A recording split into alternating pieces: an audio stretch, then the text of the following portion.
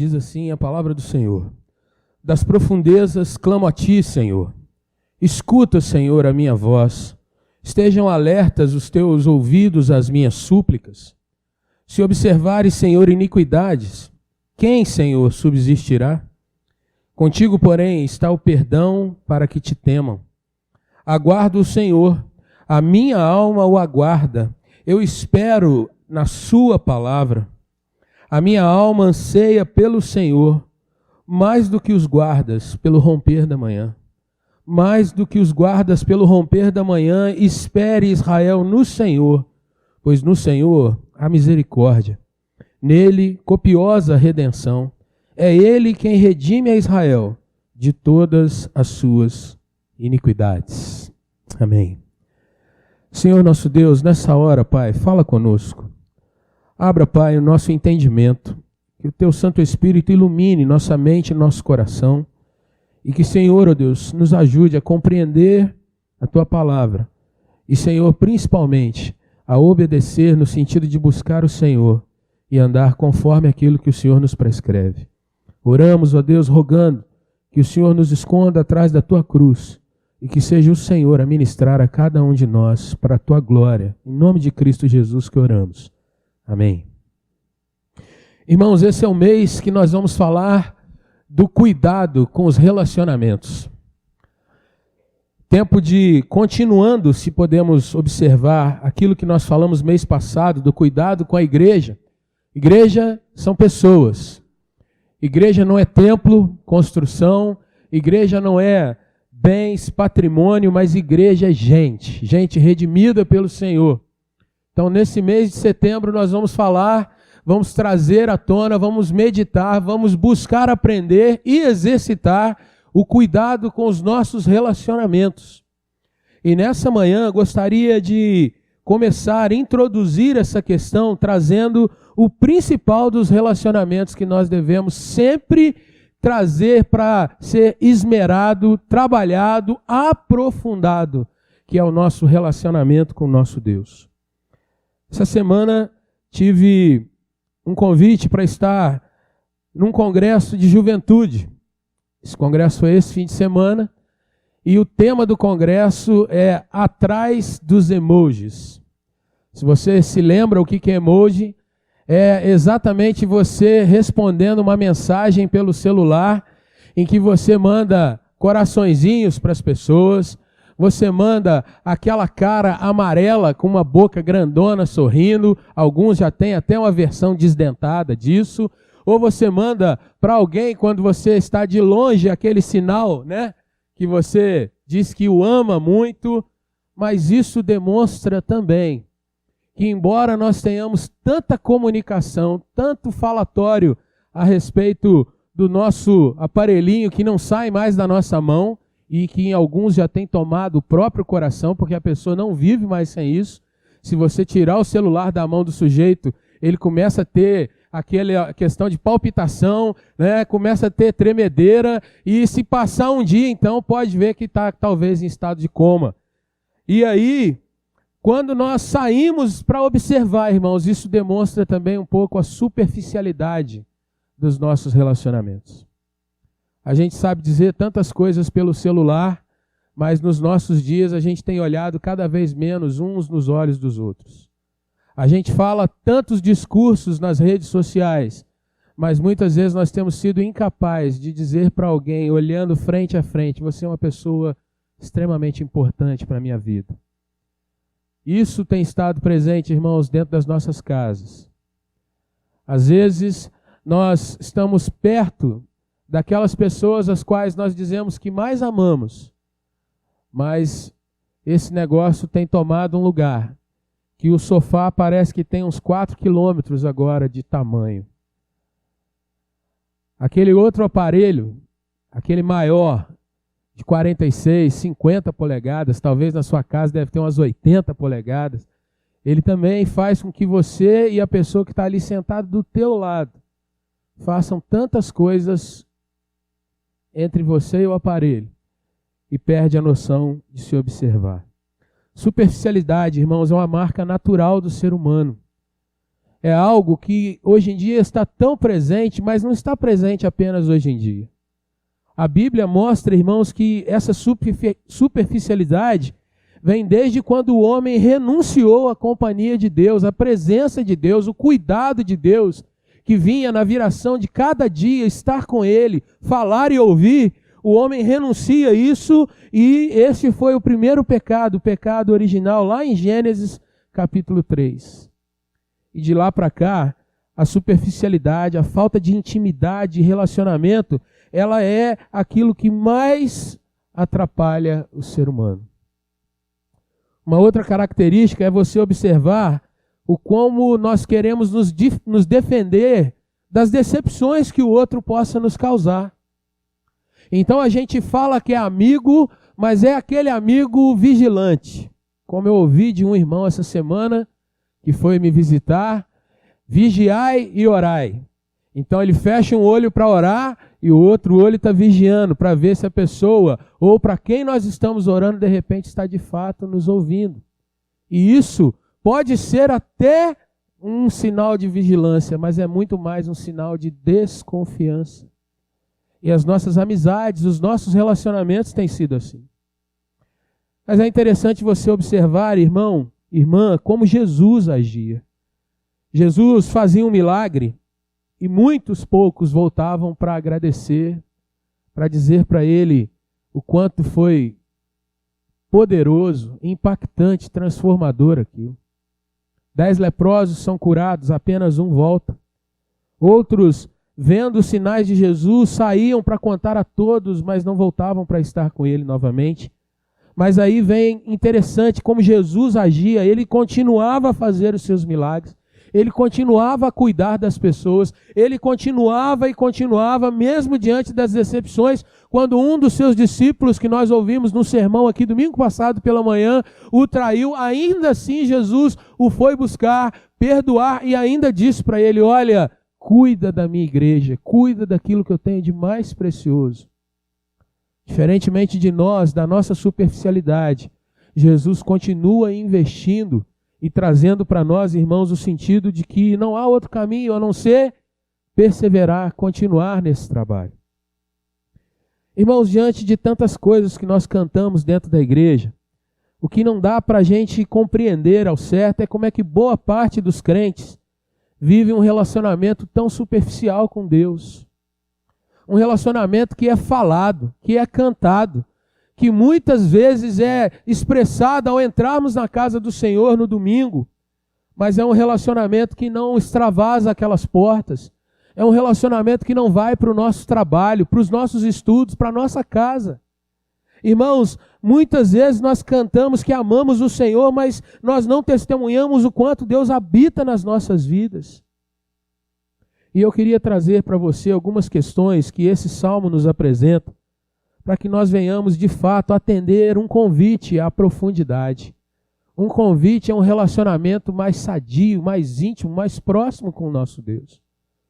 Se você fechou a sua Bíblia, abra novamente. Se você está com ela aberta, dê uma olhada nos primeiros 4 versículos desse salmo. Quando nós vamos entender, então, irmãos, que a primeira questão que eu aprendo nesse salmo, que é possível ter um relacionamento profundo, íntimo, sadio com o nosso Deus, é por causa do perdão que Ele concede a nós. O Salmo diz assim,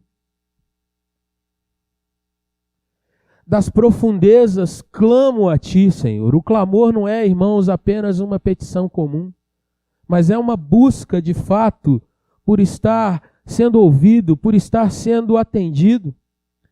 Escuta, Senhor, a minha voz, estejam alertas os teus ouvidos às minhas súplicas. E o versículo 3 e 4 ele nos mostra, se observares, Senhor, as minhas iniquidades, os meus erros, as questões que de fato podem me separar de Ti, Senhor, quem vai subsistir? Não há ninguém que tenha esse poder.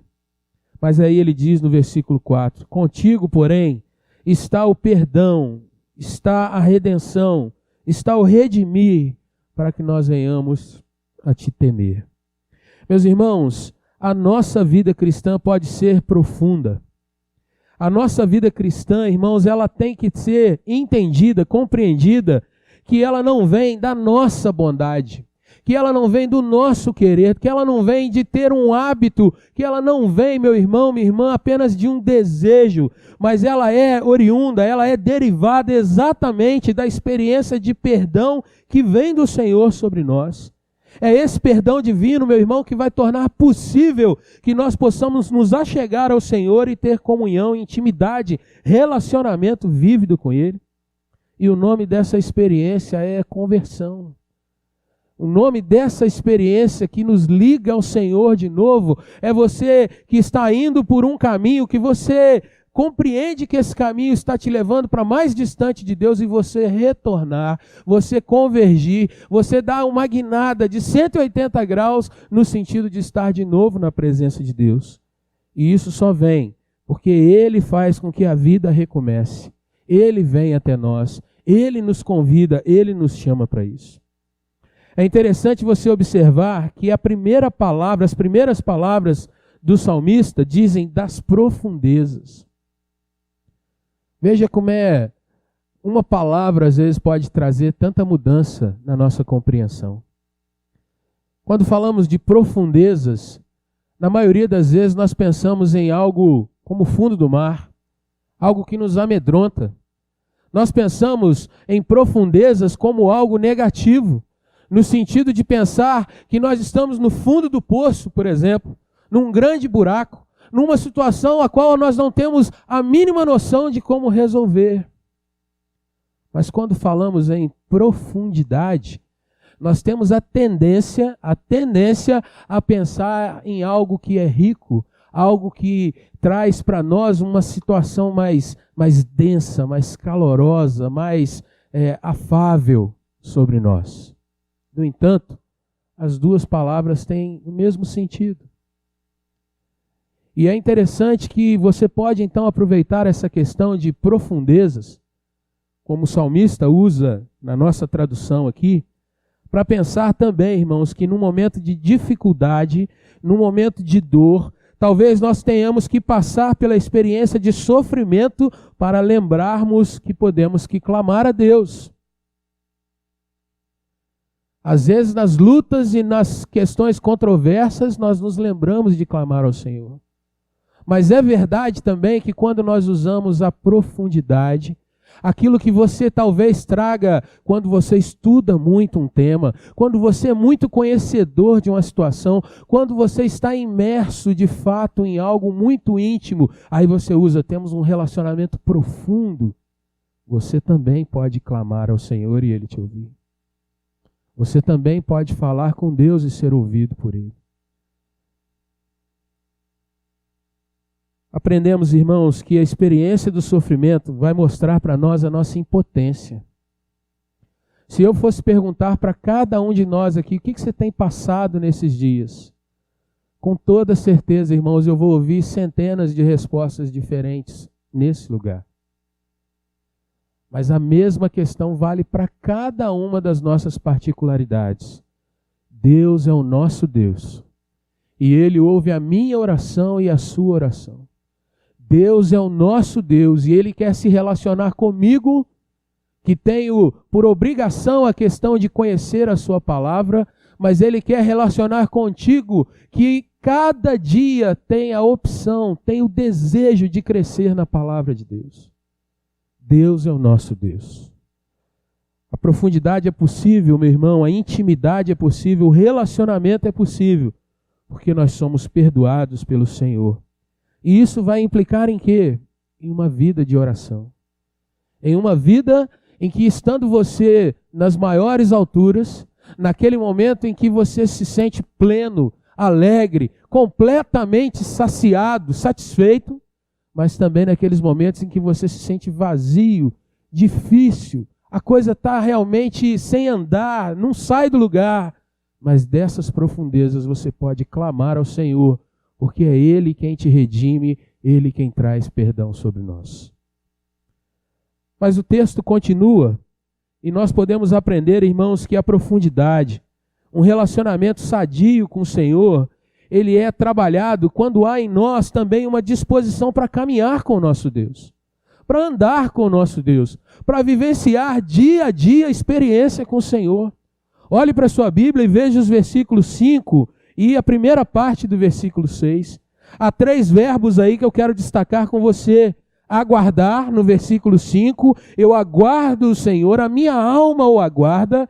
Há o verbo esperar, eu espero na sua palavra e não em outra coisa. E há o verbo ansiar aí no início do verso 6. A minha alma anseia, minha alma deseja, minha alma busca por esse Senhor, por esse Deus. A Bíblia, irmãos, deixa muito claro, um relacionamento de profundidade com Deus só se alcança no caminho. Muitas e muitas vezes, irmãos, e esse tempo é um tempo que nos torna muito propícios a cair nesse engano. Nós achamos que vindo num culto no domingo, tudo se resolve de uma vez como um estalo.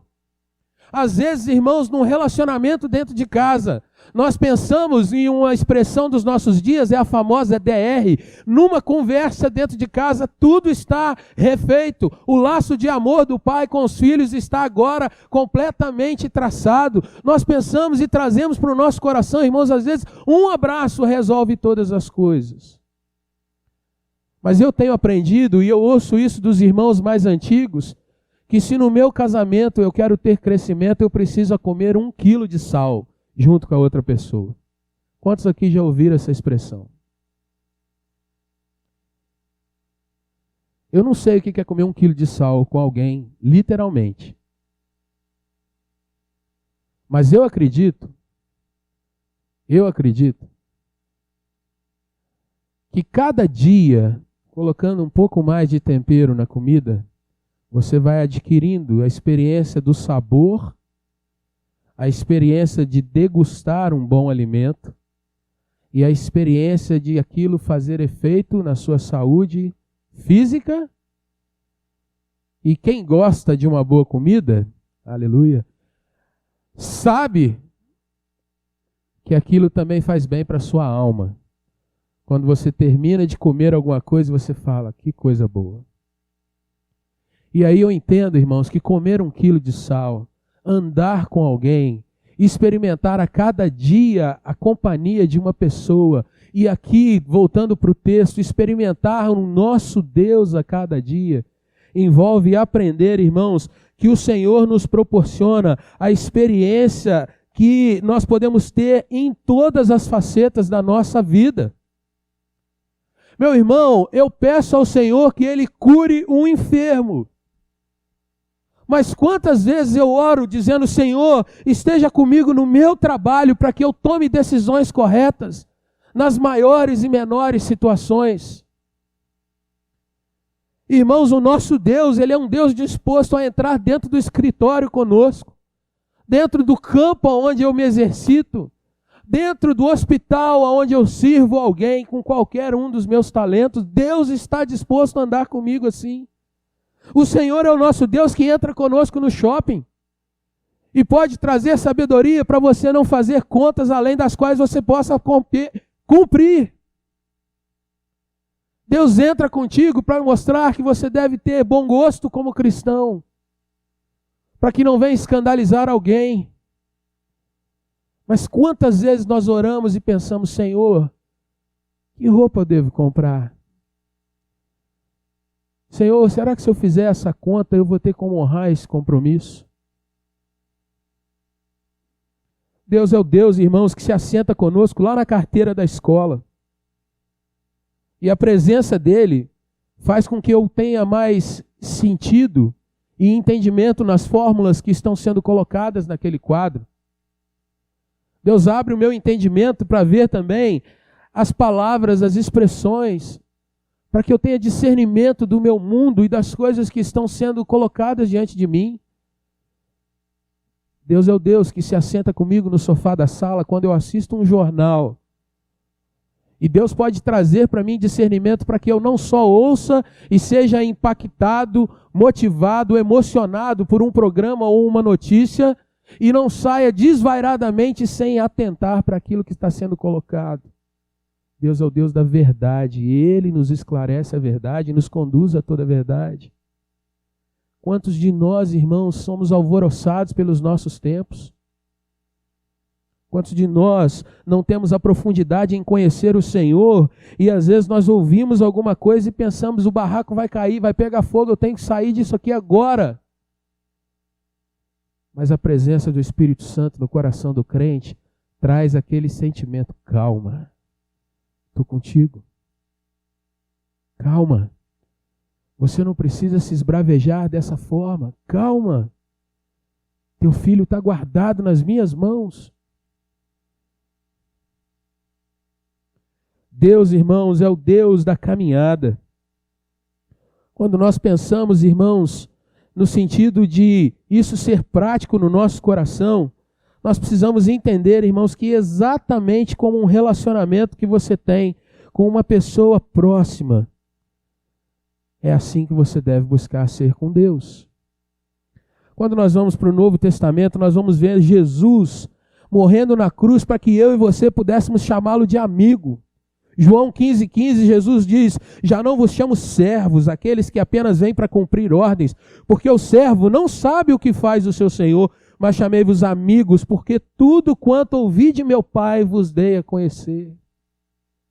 O apóstolo Paulo, meus irmãos, nos convida a ser amigos de Deus, quando ele escrevendo a Timóteo, no capítulo 3 da sua segunda carta, no versículo 4, ele diz, no lugar de vocês serem como as pessoas desse mundo, traidores, atrevidos, orgulhosos, amigos dos deleites, vocês precisam ser amigos de Deus. Tiago, ele coloca como modelo para nós Abraão, que porque creu na palavra do Senhor foi chamado de amigo de Deus, Tiago 2,23. Irmãos, se eu e você nos tornarmos amigos do Senhor, relacionados com o nosso Deus, nós não seremos mais escravos dos nossos prazeres, não seremos mais escravos do nosso próprio coração, que parece que todo dia quer buscar algo novo para se satisfazer. A amizade com Deus traz saciedade para a nossa vida. Mas há uma terceira questão, irmãos, nesse texto que está aí nos versículos 6, a parte B, até o versículo 8.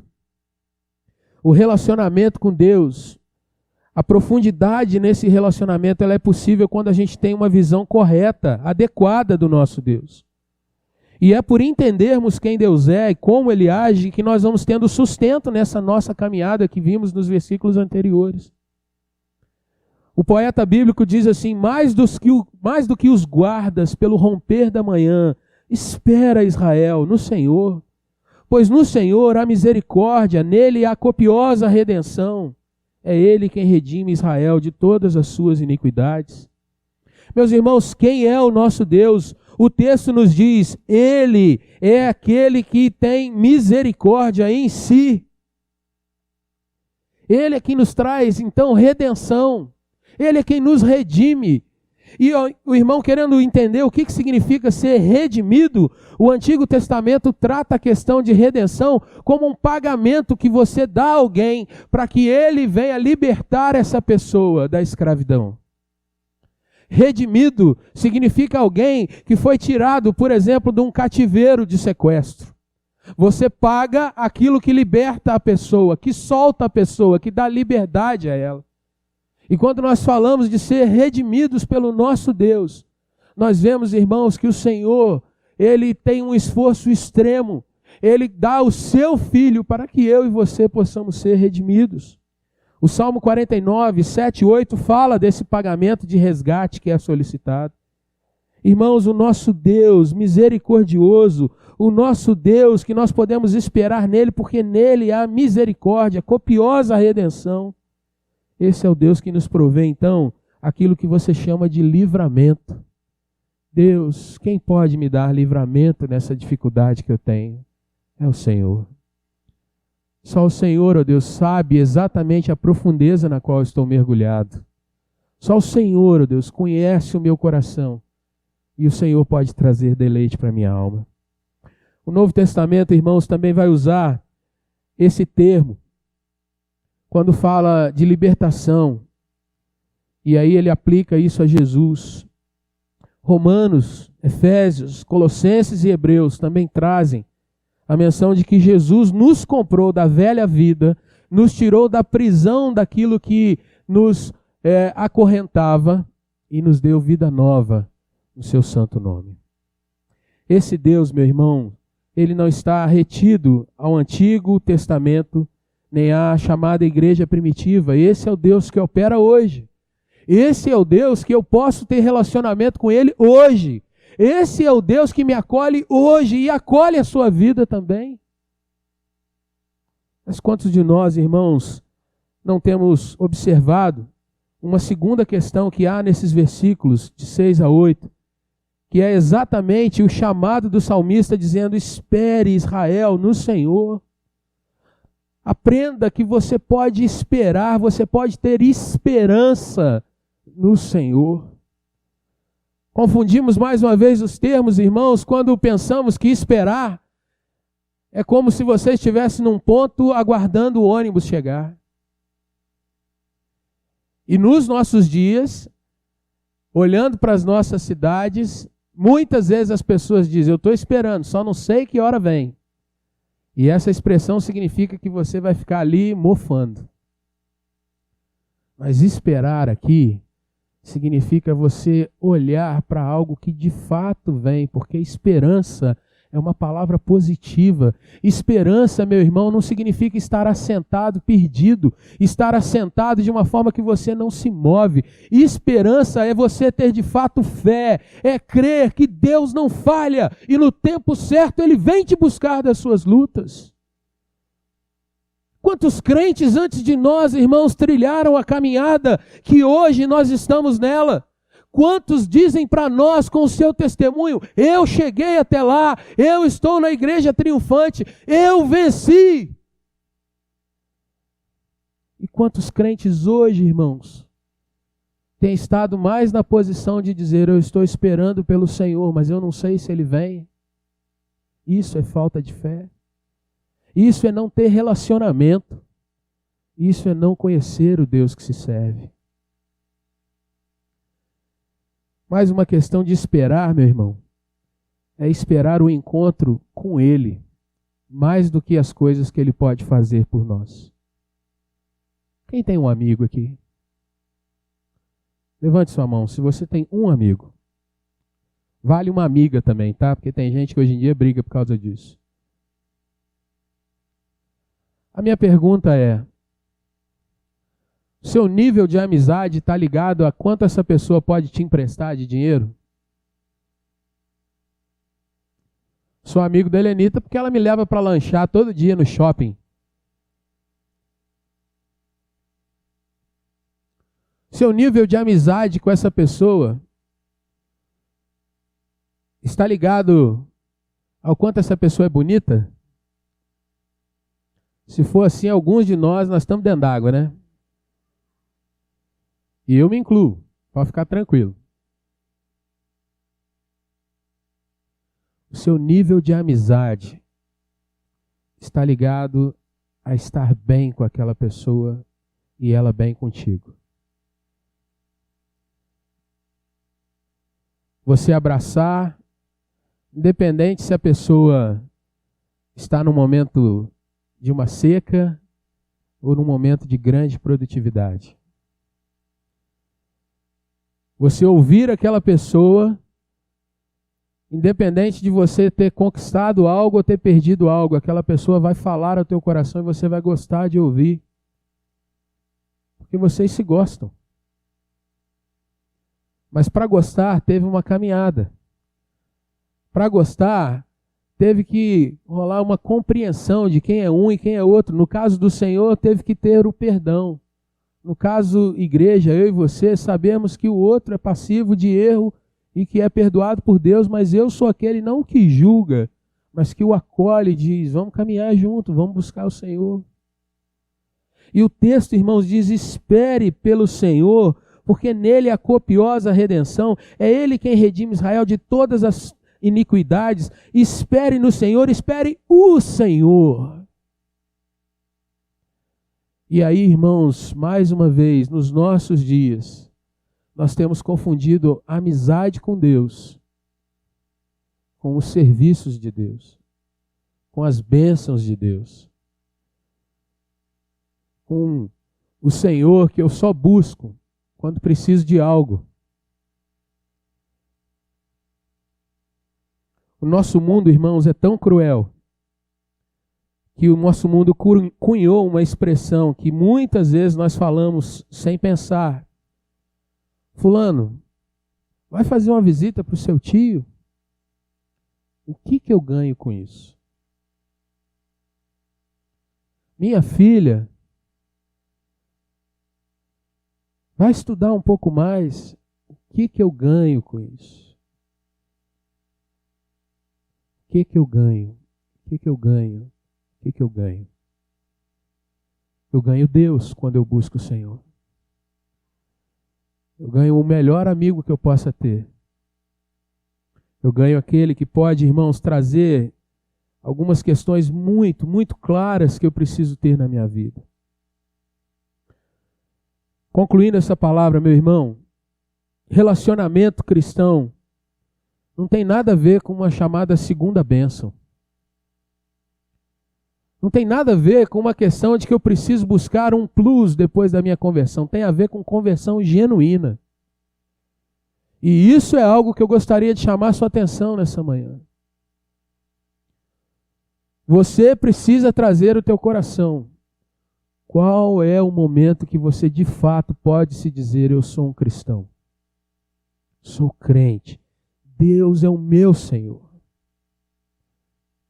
Você não pode mais se enganar. Você não pode estar dentro da casa do Senhor brincando de ser crente. Porque relacionamento com Deus, irmãos, é uma vez e é definitivamente relacionamento com Deus. Você pode ter perdido a alegria da salvação, mas jamais perder a salvação. E você pode clamar que Deus reavive a alegria da salvação, mas você precisa ter plena convicção de salvação em Cristo. A chamada segunda bênção é uma unção, é uma chamada nova experiência com o Espírito Santo que é colocada como uma matéria teológica em algumas denominações. Mas, irmãos, a palavra do Senhor nos diz que quando o Senhor vem até nós e como nós somos convertidos a Ele, isso é uma vez só, e dali para frente é santificação. Profundidade cristã, então, meu irmão, tem a ver com você ser de fato convertido e você andar em arrependimento dos seus pecados e a convicção de que jamais ninguém pode te tomar das mãos do Senhor. Nem Satanás, nem as coisas desse mundo, nem o seu próprio coração pode te roubar da mão de Deus, porque é Ele quem te segura a cada dia. Profundidade, meu irmão, no relacionamento também não tem nada a ver com você buscar sinais e maravilhas do Senhor. Isso é relacionamento que eu estou te dizendo. Como eu falei aqui, irmãos, eu não sou mais amigo de alguém ou menos amigo de alguém pelos favores que essa pessoa pode fazer por mim. Eu não sou mais amigo de um irmão ou outra irmã, porque esse irmão de repente me cerca de afago ou algumas coisas assim, mas de fato, se eu sou convertido, eu amo a quem Jesus ama, porque Ele me amou primeiro. É uma resposta de amor a cada dia. E o que nós temos visto no nosso tempo, irmãos, é irmãos que dizem: o culto hoje foi uma bênção, porque Deus me deu isso, isso e isso, mas o culto é uma bênção quando eu coloco o meu coração diante do Senhor. E Ele recebe, nem pelo meu coração, mas pelo coração dEle que me ama. Deus pega até aquela nossa adoração que é feita com a maior das má vontades. E Deus trabalha isso para que a gente possa se arrepender e dizer: Senhor, eu preciso ser melhor contigo. Que Deus é esse que te ama dessa forma? Que Deus é esse que me ama quando eu estou com preguiça de vir ao culto? E ainda assim Ele diz: vai. E eu saio de lá dizendo: fui sim tratado por Deus. Quando buscamos apenas sinais e maravilhas, irmãos, estamos mostrando o nosso coração egoísta. Profundidade e relacionamento, irmãos, também não tem nada a ver com ser ungido. Dizer que sou melhor do que alguns por isso. Mas tem a ver com, de fato, saber que sou perdoado. Cada dia perdoado, cuidado por esse Deus maravilhoso. E por fim, meu irmão, relacionamento com Deus tem a ver com você resistir ao mal não com o próprio mal, mas com o bem.